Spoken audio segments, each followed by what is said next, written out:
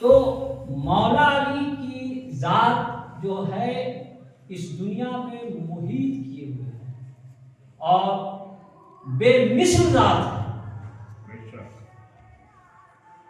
جس نے اس ذات گرامی سے فائدہ اٹھانا چاہا، اپنا مقدر بدلنا چاہا، تو اس نے ان سے محبت کی، اور جس نے اپنا مقدر بگاڑنا چاہا ان لوگوں نے ان سے دشمنی کی۔ دیکھیے، سب سے پہلا مقدر کس کا ثمرہ؟ ان سے محبت کر کے، مولا علی سے محبت کر کے، چونکہ آج کی تاریخ ہے اس لیے یہ جملہ میں دے رہا ہوں آپ کو، سب سے پہلے مقدر کس نے سنوارا مولا علی کے ذریعے سے؟ وہ ہے خانہ کعبہ۔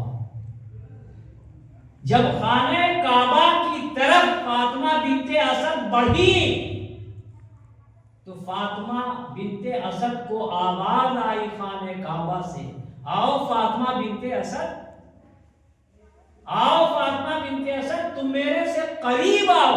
جیسے ہی فاطمہ بنت اسد خانہ کعبہ کے قریب گئی، ویسے ہی خانہ کعبہ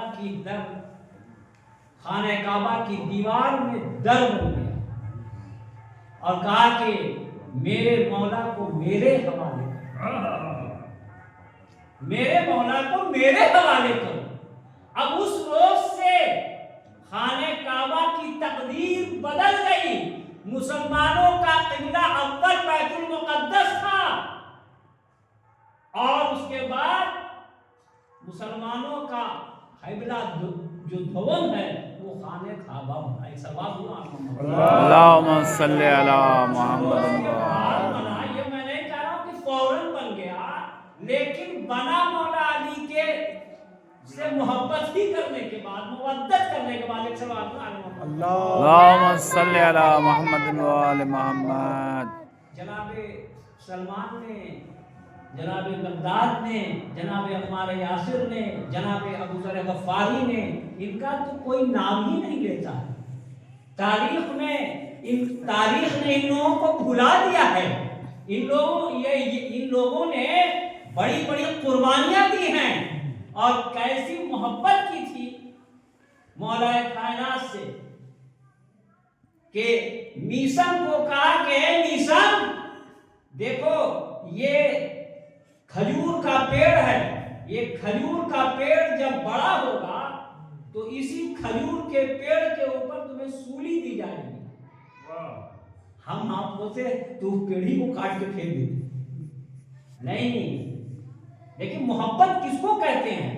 محبت کہتے ہیں کہ میرے مولا نے جو کہہ دیا وہ قیامت تک کے لیے ثابت قدم رہے گا، اس کو محبت کہتے ہیں، اور ان کی آواز سے محبت۔ اس پیڑ میں جناب میسم پانی پٹانے لگے اور اس پیڑ کو جوان کیا، اور جوان کرنے کے بعد ایک روز اس کے اوپر جب سولی پر لٹکائے گئے تو کہتے ہیں کہ آج میرے مولا کا کہ قول کی صداقت ہو گئی۔ اللہ صلی علی محمد و آل محمد۔ اس کو کہتے ہیں مودت، سمجھا؟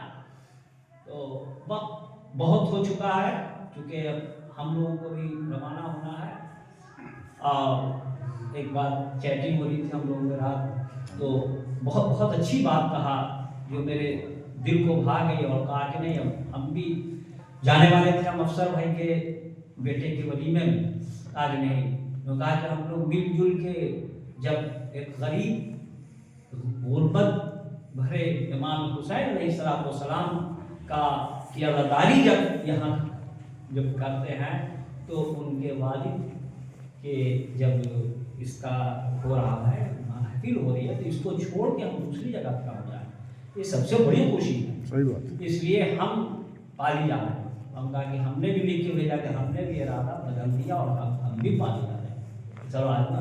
اللہ صلی علی محمد۔ یہ دعا ہے کہ اسی طرح سے اس بستی کو آباد رکھے بیوی کے صدقے میں، مولا عباس کے صدقے میں، اور یہ ضرور ہمارا یہ عقیدہ ہے کہ جناب ابوالفضل عباس علمبردار کی خاص نگاہ ہے اس بستی کے اوپر، ورنہ بہت سی بستیاں دو چار ہو گئیں 1947 کے بعد، لیکن اس بستی کا وقار کو باقی رکھا ہے اللہ نے مولا کے صدقے میں۔ ایک سوال